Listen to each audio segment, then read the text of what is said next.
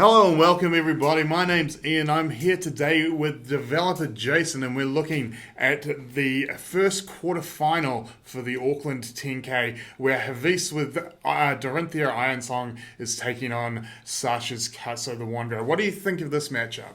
Yeah, I'm really excited, Ian, about this matchup. On the left side, we got Hafiz, and he was first in seed. He also is from Malaysia, and it's quite rare we have international players from that far coming to New Zealand. And on the right, we have Sasha Markovic. He was actually the winner of the last call-in, so we're in for a good match here, Ian. Yeah, absolutely. Hafiz, of course, winning one of the Road to Auckland events in Malaysia, and that is one of the reasons he's come over to the calling. So it's great to see people travelling to play the game. So Hafiz now is leading out with Flock of the Featherwalkers, first turn. So one thing to note, Ian, this is not your typical warrior versus ninja matchup. At first glance, you might think the ninja player is going to be the aggressor here, but Sasha has a very unique build he brought to the tables. Yeah, absolutely. It's definitely been the talk of the coin is this almost ninja control type build that Sasha is playing. Since this is the first turn of the game, we see Sasha very aggressively blocking on the first turn. It is one thing to note that Hafiz has a very good turn one, setting up a quicken token where otherwise you don't really do much on your turn one. Absolutely. Now this is a more traditional start out by the Katsu player leading out with that Kadachi.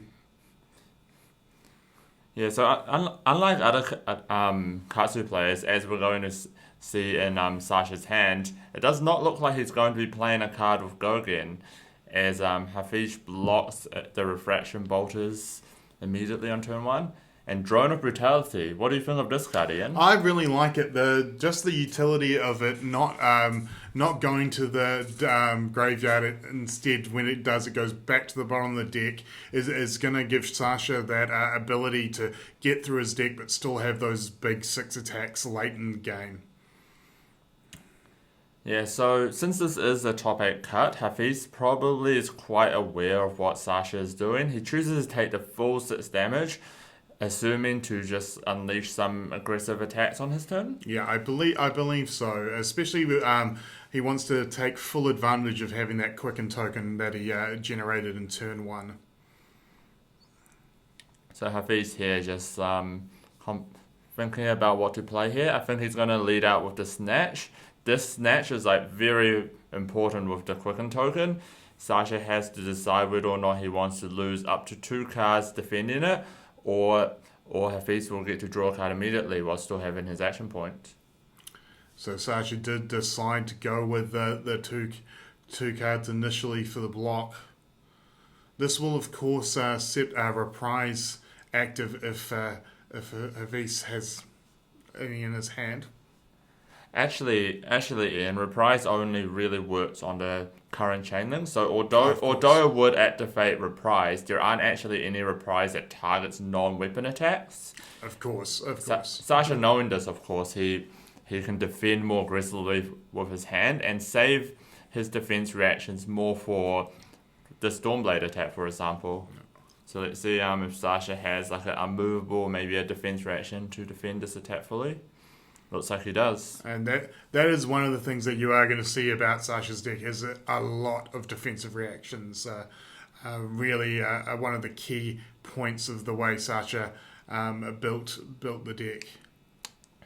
Here from Hafiz we see a Razor Reflex, but Sasha getting the upper hand here with a Somersault. This was quite a good turn cycle for Sasha. Sasha got rid of the Quicken token and Sasha did deal 7 damage on his turn while Hafiz is still effectively on square one.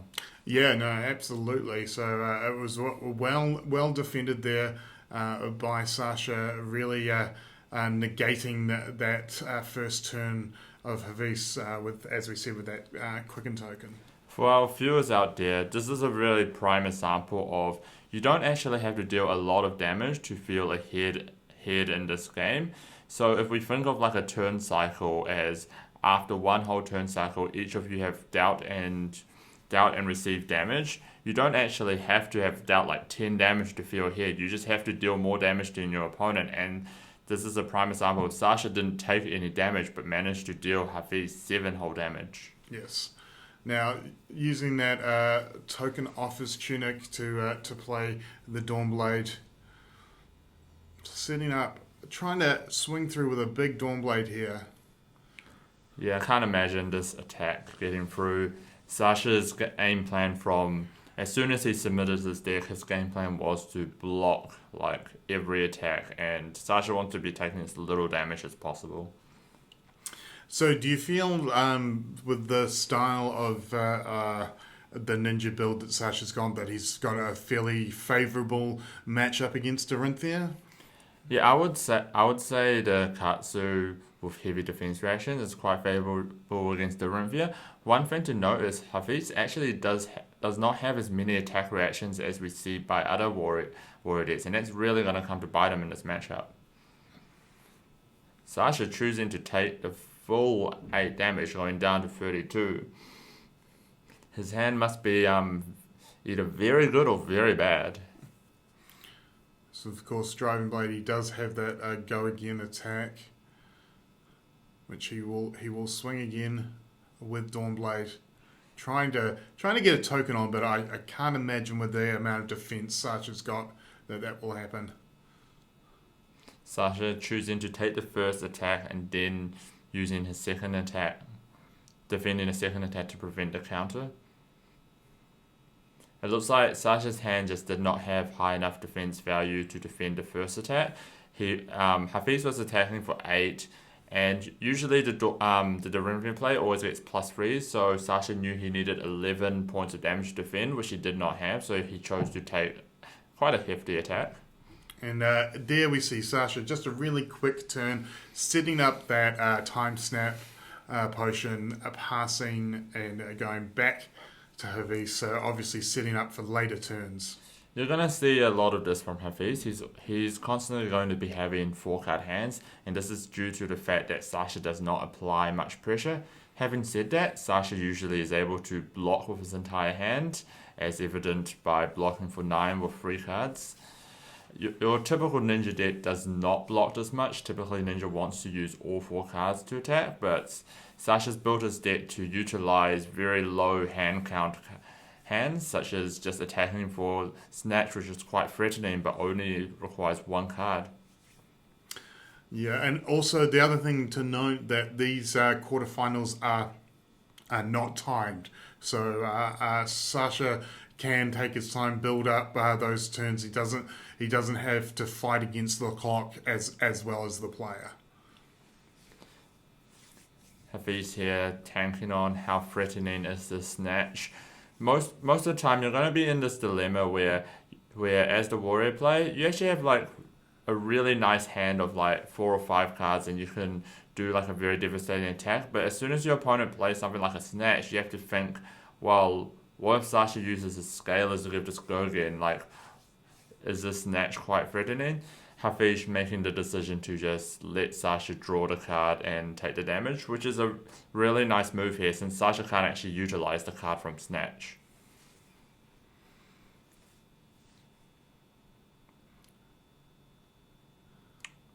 Hafiz here with a Driving Blade. Sasha needs to remember every time that Hafiz will have like 3 or at minimum 2 cards in his hand. He has to think about what attack reactions to play around.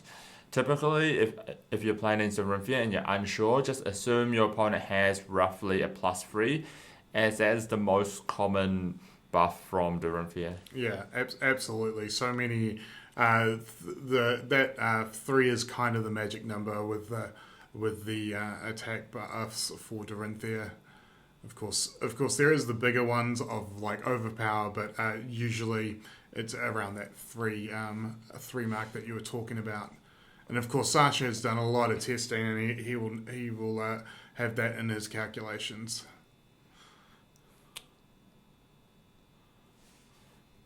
Well, there's no attack reaction here, but Driving Blade always gives your Dawnblade go again. So although he cannot attack with Dawnblade again, Hafiz is able to attack with a last-ditch effort. Sasha would be okay with this, taking 1. Sasha had it unmovable in his hand. He was ready for an attack reaction, but he did not have to use it. Sasha immediately uses Tome of Fendal, which will be his only action for the turn as he didn't pop his Time Snap potion first. But to Sasha, his life is a resource, and the more life that he gathers, the longer the game will be. One thing Sasha will be looking out for is Sasha really wants Hafiz to just use as many cards as possible and effectively fatigue out his opponent. Oh, absolutely, and you'll see here another play by Sasha, just that remembrance, adding cards back to his deck. The life total that Sasha cares about is actually the number of cards left in his deck. Oh, absolutely. We're going to see later in this match whether or not Hafiz kept in or chose to play with his remembrances in his warrior deck. Remembrance, typically a card that's not very good against the aggressive Katsu deck, but very good against Sasha's game plan. So yeah, as you said, we'll find out as the game goes on whether or not he sideboarded for the aggression or for the control. Hafiz here wanting to keep up the pressure. Note that Hafiz is actually on a lower life than Sasha at the moment. Usually you'll see this game Hafiz being able to deal, or the warrior player being able to deal more damage to the ninja player, but the ninja player just has to stay alive. But Hafiz is actually on the back foot here, having to apply maximum pressure, and Sasha has the luxury of either blocking or taking a little bit of damage. That's right, and of course, when it comes to things like Warrior's Valor, they have to hit to get the go again, so that's where Sasha's extra defense is going to be key to really mess with Hafiz's game plan. We see in Hafiz's hand he actually has a copy of Remembrance, so he's already thinking about what to put back in his deck. Even though this is turn 5 or so, and Remembrance generally a really late game deck, the winning player of this match would have definitely thought about what would happen on turn 30 well in advance. Sure. And we see, obviously, the two driving blades and the snatch get shuffled back in by Hafiz. And I think, obviously, those driving blades are going to be key as they give the go again, even if it doesn't hit. So I think those will be a key element to his strategy moving forward. Unfortunately, Remembrance does not shuffle attack reactions back in his deck, and Hafiz would have loved to have as many attack reactions as possible. Attack reactions being the best cards to combat the defense reactions from Sasha.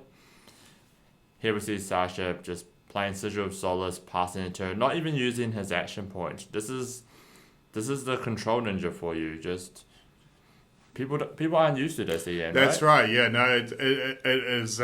It's very interesting to come across, especially a ninja player that is not constantly attacking you with those Kodachis or something. So it definitely is probably not been on a lot of people's radars going into the tournament, and Sasha's really done well and taken a few players by surprise because of it.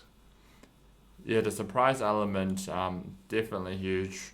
At the start of the game, we are going to be revealing our hero, but we don't actually reveal anything else that dictates how our hero is playing. So Ian, when you rock up and your opponent's playing Katsu, you typically think they're quite aggressive, right? Oh, absolutely. Especially as myself, as most people know, I'm a brute player, so I feel like I'm always going to get swung at by Katsu. So yeah, no. As I said, Sanchez really thought about the metagame and decided to come with something out of left field for this tournament. Interestingly enough, Sasha defends basically a raw Dawnblade with no buffs whatsoever, with a premium card like Symbolo. One thing players have to know in this matchup is you have to use your cards like defense reactions as resources. So when your opponent's attacking you with Dawnblade and it does not have Go Again, or maybe it requires a Bolters for Go Again, as we see a Bolters being popped here, you don't really want to use too much resources. Defense reactions cannot be shuffled back in with Remembrance, so there's only a limited amount that you could have. Sure. And there we see Sasha with the plan to stop that second attack. We're going to see something that's really key here. Hafiz decided to use his bolters very early on in the game. This is really going to shape up how the game is going to go on. The reason being, now at any point if Hafiz attacks with Dawnblade, it does not have go again from Driving Blade or Warrior's Valor. Sasha can just say, okay, I won't defend, and Hafiz needs to either glint it or it's just not going to be threatening that much damage because it can never be bolters now. Yeah. And of course he also used a glint on that turn to go into the Flock of the Featherwalkers, so Sasha will be aware that is one of those out of play at the moment. So yeah, it is very interesting to see going forward. We do see another flock in his hand, so that is obviously a strategy to get go again by constantly making those quicken tokens, but that can only happen so many times in the game before you run out of Flock of the Featherwalkers. Hafiz actually has a very interesting play of just playing another Flock here. Flock actually synergizes very well with your Quicken token, because if you can manage to give your Flock go again, you get to immediately use the Quicken token you just had. And we see this by Hafiz just playing, he's playing the blue Flock. Again, Hafiz doing a great job, not giving any extra information away, revealing the same card he revealed the last turn, which is another key point of when you're playing Flock of the Featherwalkers. You don't want to give away too much information, but you still have to reveal that card. Having said that, Hafiz is battling uphill battles. Sasha is still at 35, and Hafiz hasn't been able to push through much damage, but he is using quite a lot of important key cards. Hafiz trying to push some damage with the Flock. It can be quite demoralizing at times when you just can never get through with any points of damage against all these defense reactions. Yeah, absolutely. There's something to be said about the frustration part of the game plan, where a player has thrown everything he can at his opponent and was running out of ideas. I mean, look at Sasha's hand. He has Enlightened Strike and Razor Reflex. You typically think of this as very aggressive cards, but he's choosing to defend with his Razor Reflex. Sasha, well aware that this match isn't going to come down to how much damage he can deal. It's coming down to making sure Hafiz does not kill him before they get to the very late fatigue points of the game. That's right. And of course, we will see going forward what that fatigue plan is, because Sasha has really he has keyed this deck to run so well in that late game. Sasha now just pressuring with an Enlightened Strike for 7. Hafiz needs to use his life as a resource. Against this ninja deck, you don't take as much damage, but having said that, you do have to care about your life, so you got to think which turns should I take the full damage and try to do a very big 4 or 5 card attack, and which turn should I be defending. Hafiz keeping in what looks like all of his Sync Belows against this ninja deck, which Sync Below may be good against normal Katsu, not so good against Sasha's deck.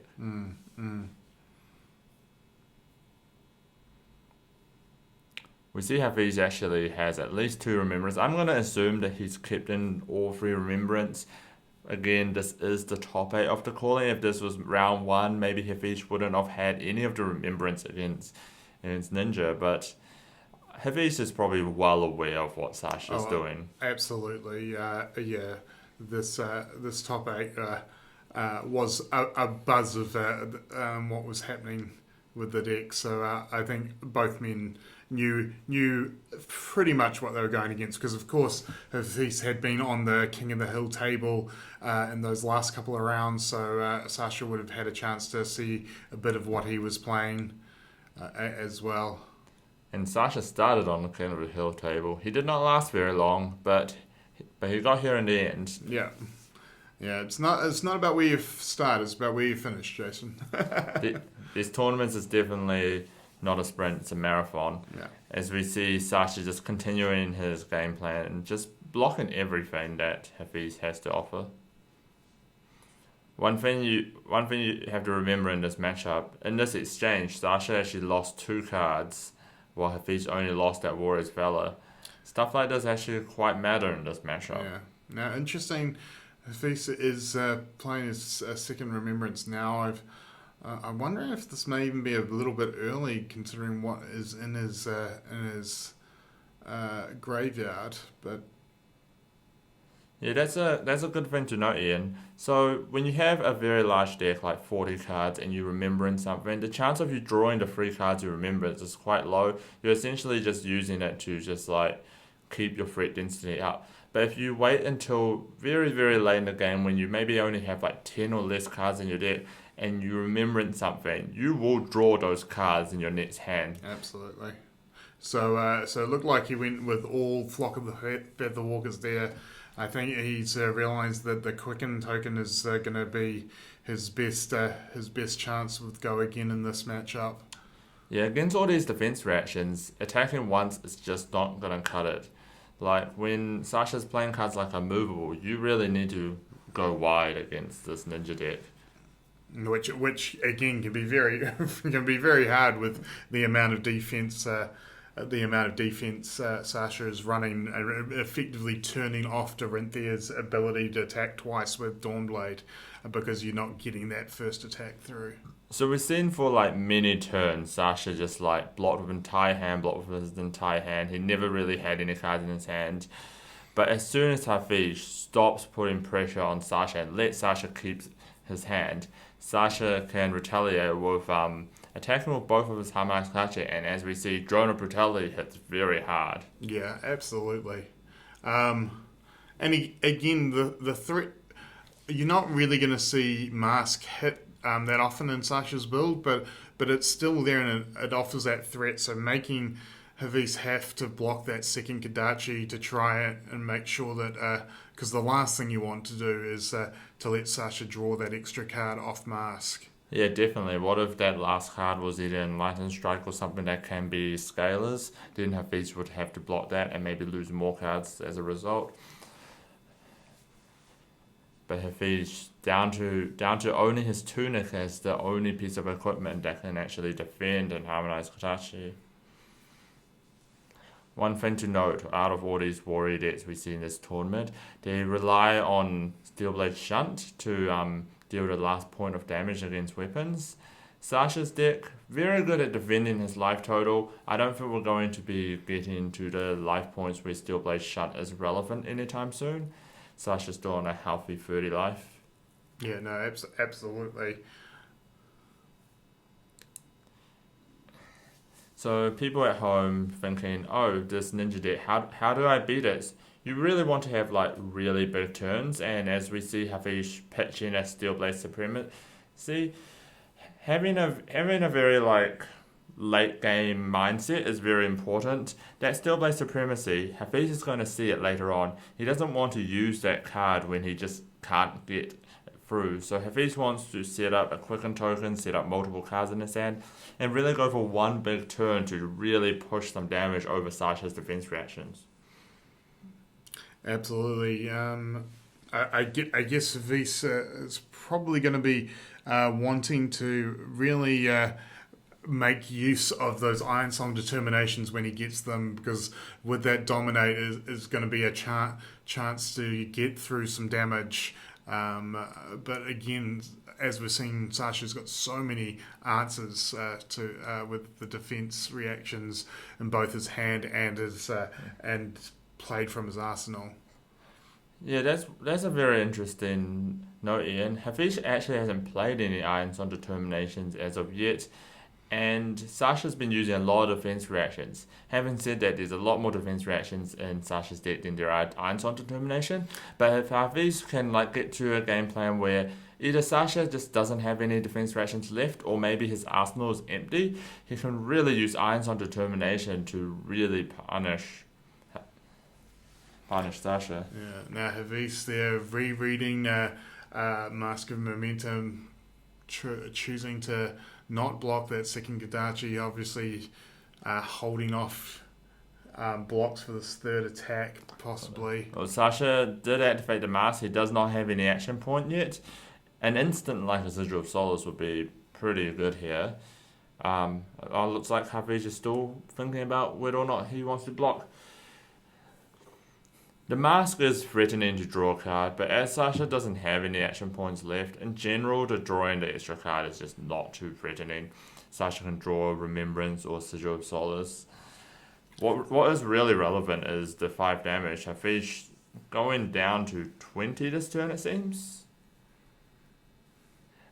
And look at that, Ian. Sasha drew the Sigil of Solace. No value was lost in this turn. That is a great play, and again, just showing the different type of strategy this Katsu has. It's about making sure that your life total is always healthy. You know, either toming or using sigil. Very solid build. We see Snatch using that Quicken token. Immediately blocked by Flick Flack. This is probably the best card Sasha could have in this situation. Flick Flack buffing all of the combo cards' defense. Sasha can most likely block for 5 on the next attack. Let's see a driving blow to get the go again. And Steel Blade Supremacy. And this is that big turn we were talking about. And see if he can push through some damage here. I don't know. This is not the best turn to choose this.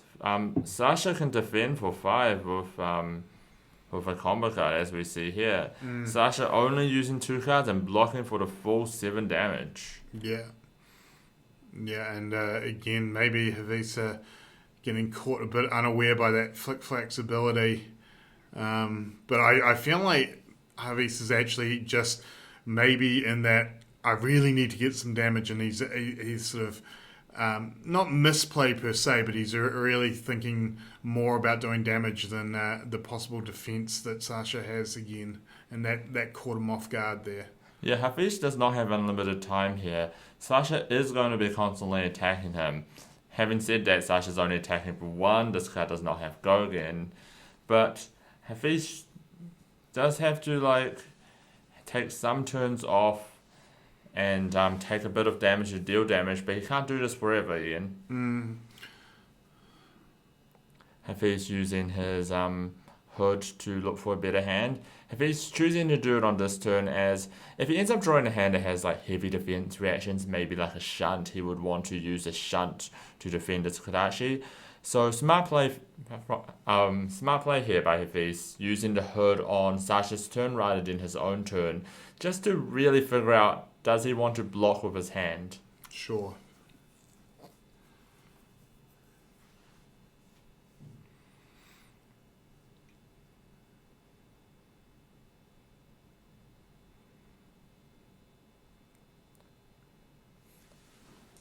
Looks like Hafiz has drawn his 3rd Remembrance. It'll be interesting to see how he wants to use this card. Remembrance in Irons on Determination is probably the best card in this matchup, but having not played any Irons on Determinations yet, Hafiz doesn't really have that much opportunities to use it multiple times. Remembrance allowing Hafiz to use Irons on Determination at most 12 times in a match, which, as one of the best cards in this matchup, could actually be quite devastating. But of course, he's already used 2 remembrances, so really just got that last one left. Would you suggest that he should use that again now, or maybe just pitch it and hope to use it later in the game? I would pitch it, Ian. In Flesh and Blood, you're going to go through your decks multiple times, and this matchup is just not a race. It's about managing your resources. You don't need to use cards like Remembrance as soon as you see them. You can use them the next time round. Yeah, no, I think, and that is one of those things that players are, as more Constructor has been played, they are getting used to it. And looks again here like he has done just that, pitching the Remembrance for the Dawnblade.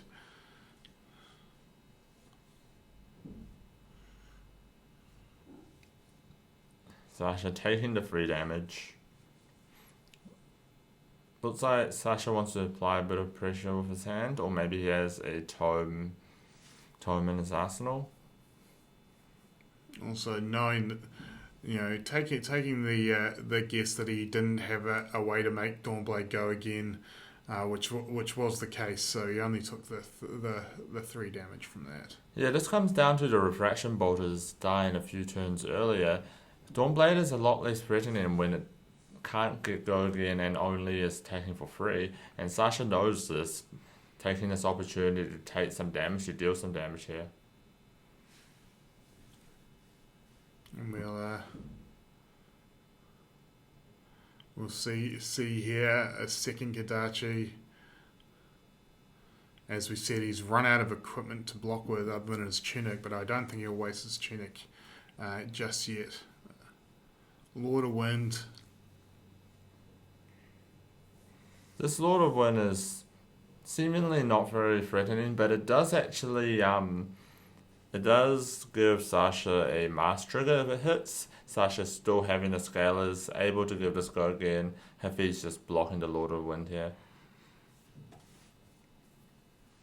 Solid play.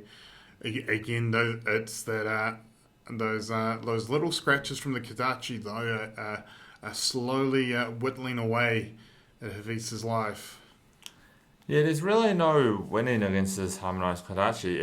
If Hafiz blocks with cards in his hand, he's just going to die to Sasha's fatigue strategy of having no more cards left in his deck. But if Hafiz starts taking these Kadachis, he's going to go down to 0 in not very long. That's right. You can only ignore them for so long before they actually all those little scratches start adding up.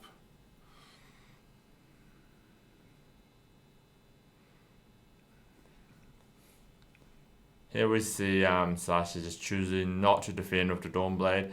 Sasha knows that Hafiz doesn't have his bolters right now, and this Dawnblade, when attacking with 3, is very limited on how threatening it is. That's right. We however have the knowledge that Hafiz does have a glint in his hand, so he will be able to give Dawnblade go again.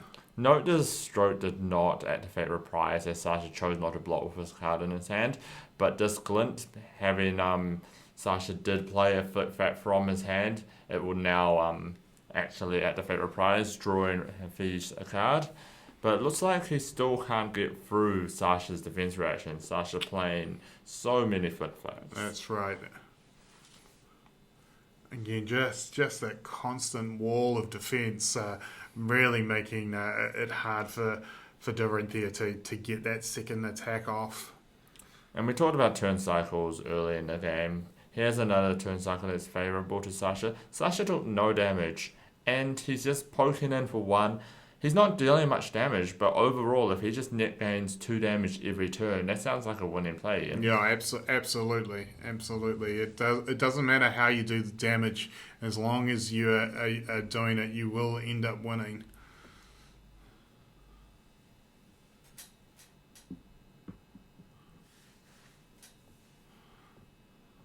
Still haven't seen an Iron Song Determination from Hafiz in this play. I wonder if he may have even sideboarded them out, which if so, he might be regretting that decision. It's an interesting dynamic because although Iron Song Determination is quite good at pushing damage, Sasha has like a million defense reactions. Hafiz knows this, so he may have thought, Dominate, it's not very good in defense reactions. But it's all about timing, and Iron Song Determination, sometimes it's quite bad, sometimes it could be the card that pushes through the damage. Sure. And here we are. We see defending with both the drone and the sink below. Of course, that drone will go back to the bottom of the deck, which is just such a good card. Here's a big turn for Hafiz. This might be the turn to push through some damage. Oh. that unmovable being stuck in Sasha's arsenal for so long. Yeah. Sasha was ready for that play. Yeah. And that's just going to be so deflating for Hafiz. Finally thinking he might get a decent crack of damage through, and it all being soaked up by that unmovable. Sasha another turn of not playing anything. But overall, I would say that turn was quite good for Sasha. Hafiz used up an Enlightened Strike, and Sasha got his arsenal back.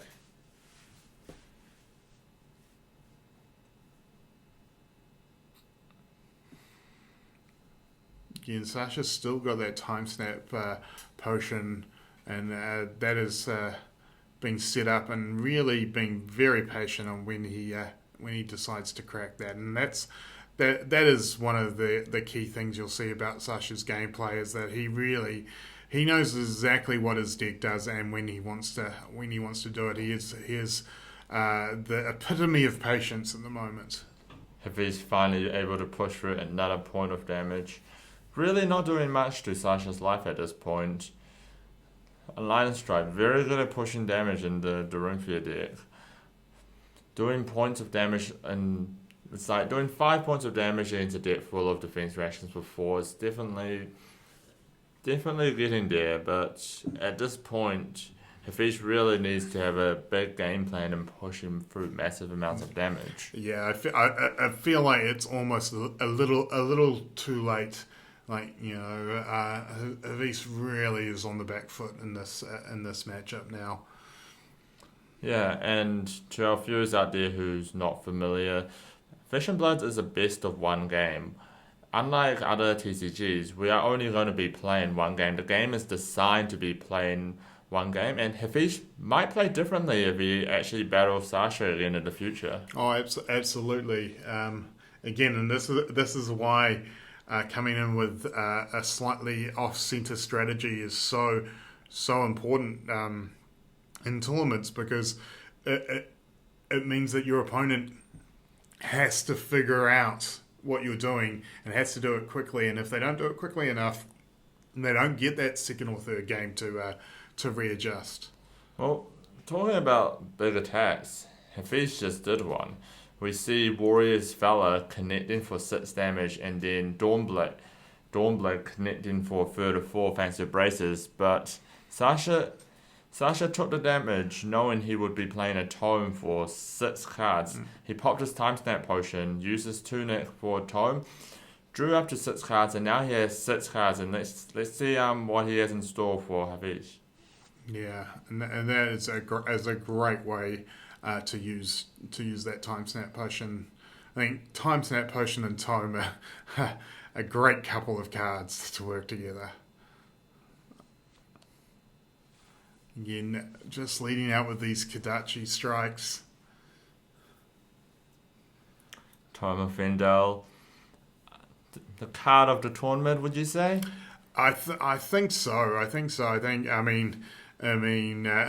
that we thought it was going to be super important, but we did make the playmat tome, so we had an idea of how powerful it was.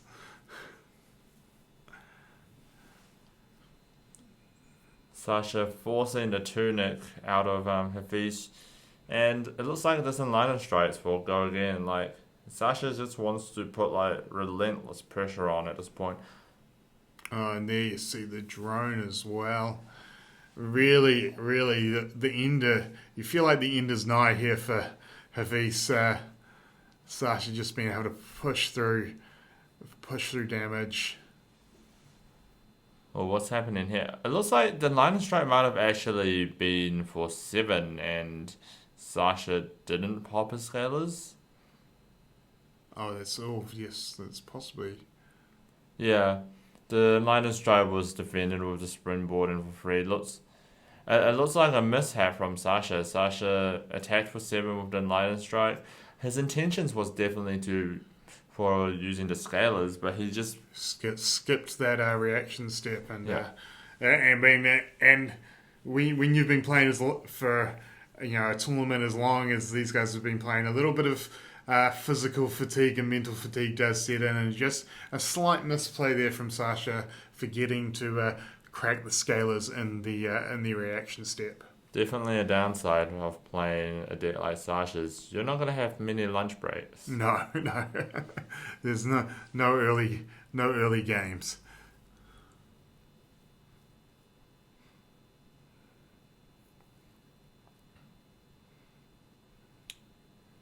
If he's still on lower life total, the Scar's going to push for a bit of damage and now attacking with the Dawnblade. Dawnblade does have that counter on it as well. Hafiz is still on the back foot here. Let's see if Sasha gets a bit flustered from his mistake or if he can recover.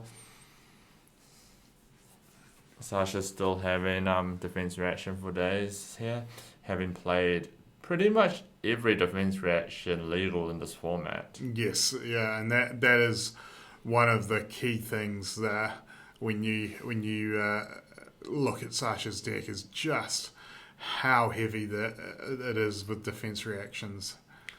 Yeah, a lot of Katsu players have been asking a question, how many different combo chains should I play in my deck? Well, Sasha answered that with 0. We can see some combo cards in Sasha's deck, but he really uses them as a resource, as a card that costs 0, defends for free, and pitches for free. Yeah, and also gets turned on by those flick flacks. So again, effectively making those combo cards also better defense cards. Yeah, Sasha going to extreme here, even playing wounded blow here. It just defends for free, and it pitches for free. Yeah, and it costs 0. It's just perfect for Katachi. It's perfect for defending, perfect for paying for your unmovables, as we see here.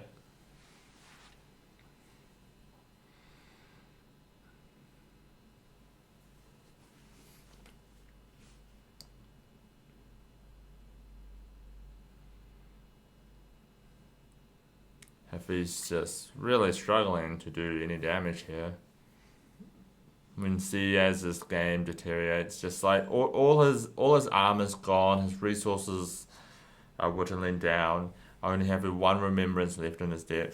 Hafiz has used a lot of powerful cards this match and just haven't been able to get more than like half of Sasha's life total down. yeah, and again, I think it's also sinking in to Hafiz that he is very much on the back foot in this game, and he's thrown everything he has at Sasha, and just as you said, it barely got him to halfway. Of course, Sasha having Tome twice already in this game has really helped him stay ahead of the curve with life. Yeah, multiple sigils isn't bad either. Sasha got his fair share of life gain in this match. We see here this snatch is very threatening, would draw Sasha 2 cards, and for people playing at home, when your opponent has no cards in their arsenal, that's when you really should be blocking the mass trigger. If Sasha was able to draw a card there, at minimum he would be able to put it in his arsenal. If his arsenal was full, that card might actually go to waste. Alright, and so swinging for 6 here, getting that go again, trying to get something happening.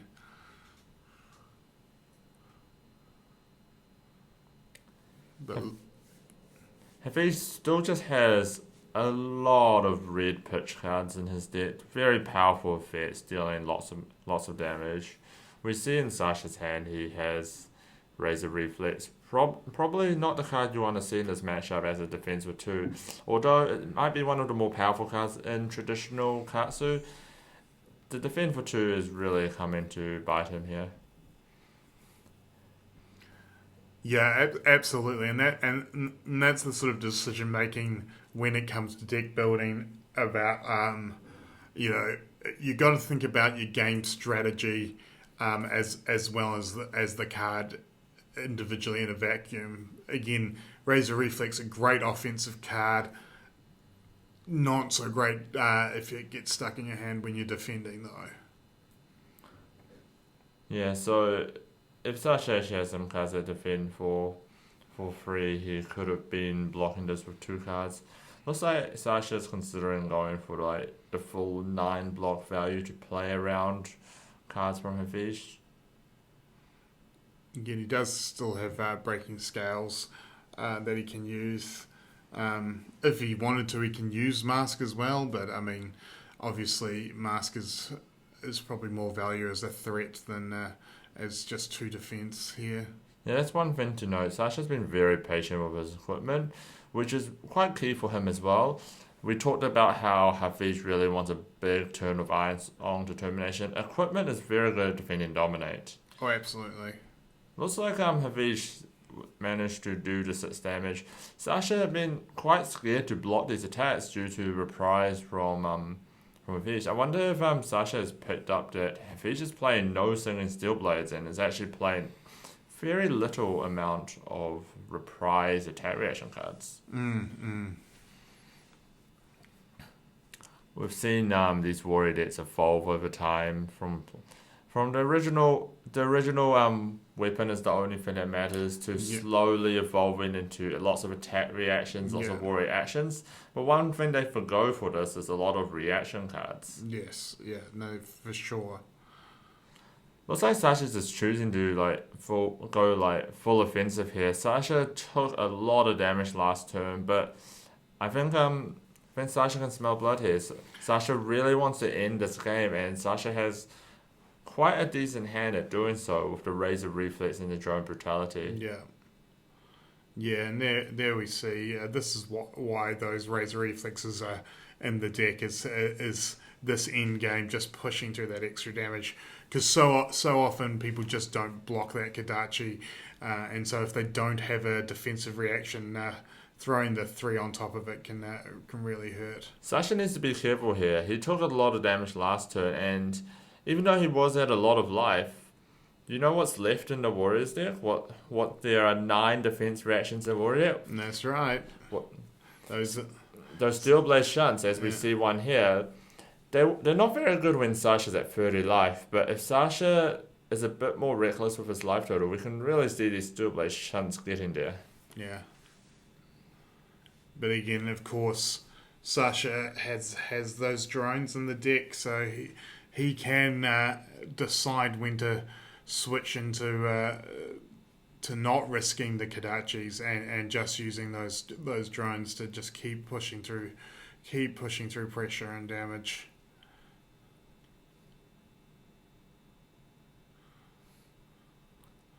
Just swinging in now with the Dawn Blade. Can't imagine this counter lasting very long in Sasha's deck. If he's only down to 2 cards attacking here. He has an arsenal, but looks like Sasha can easily just defend with 2 or 3 cards to get that counter off.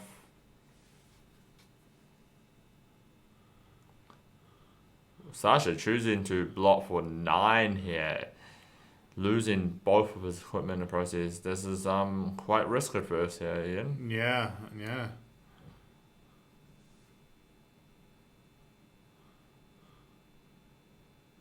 Looks like Hafiz is just playing the stroke. Does he have a red Iron Song response? Because that would push it over the top. Doesn't look like it.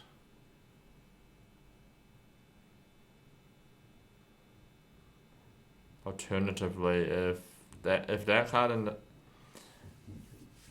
Arsenal was a Singing Steelblade, it would be pretty good here. But we know here from looking at a deck list, Ian, that Hafiz chose not to play Singing Steelblade in this meta.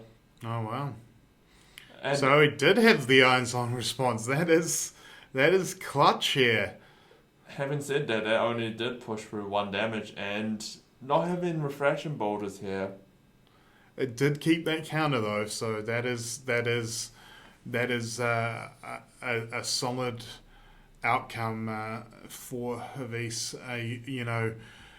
The difference between 3 and 4 is quite vital coming into the end part of the game.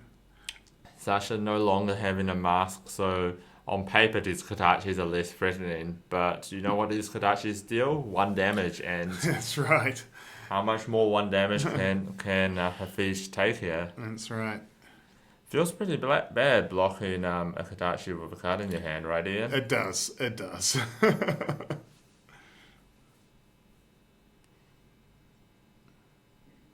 But again, he has to be aware of the Razor Reflex as well, especially with his health low. I wonder if Hafiz actually is aware that if this Mankushu release deals damage, it won't draw Sasha a card. It's very easy to just think that Master Momentum's in the Katsu hero ability, not actually on the mask. That's right. A lot of times people get into that autoplay mode where they're like thinking about how the game has been and forgetting that the game state has changed. Also, I have these just over blocking this Mankushu release.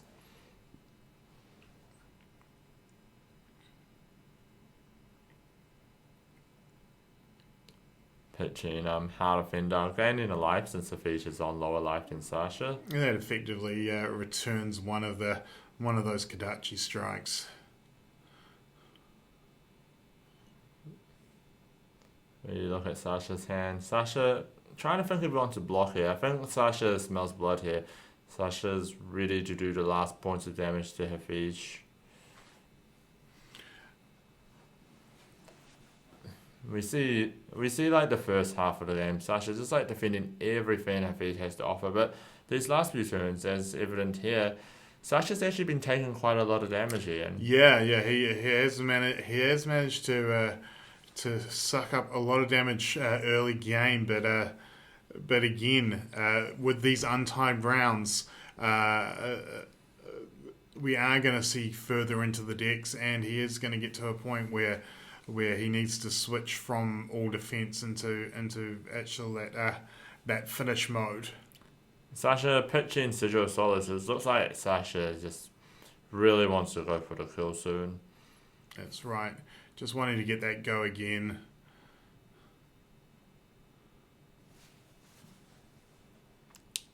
Hafiz here, not much life to work with.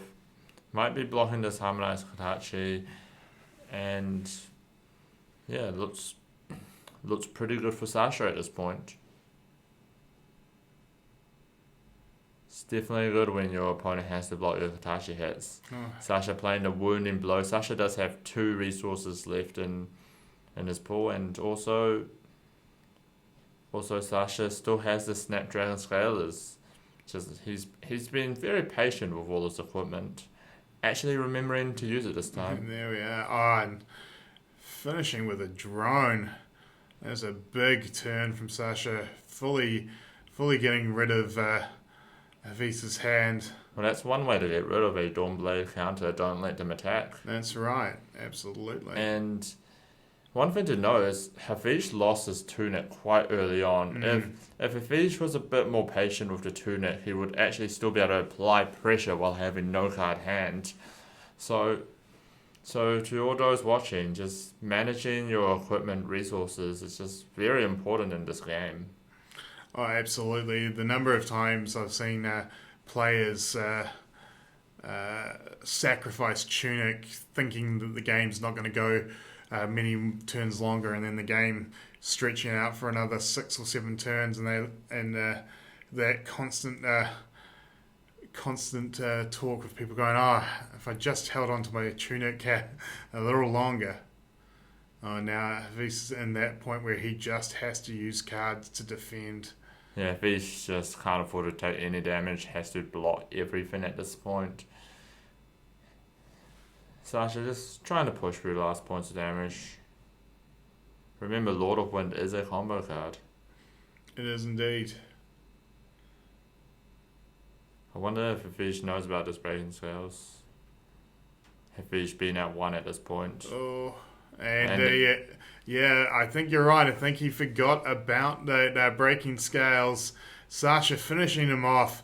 And again, that just shows the patience Sasha has, leaving those breaking scales to the very last play of the game. So well done. Sasha moves forward. Hafiz, valiant effort, but I really think he was on the back foot from the get-go in this matchup. Yeah, amazing effort by Hafiz here, though.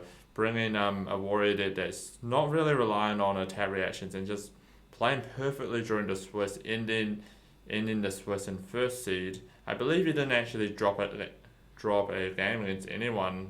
Sasha might have been the first. Hafiz actually... I believe Hafiz lost the last round of King of the Hill to Kieran, who was another ninja player. And there we have it. So, as we said, Sasha moves on, and Hafiz, a great run.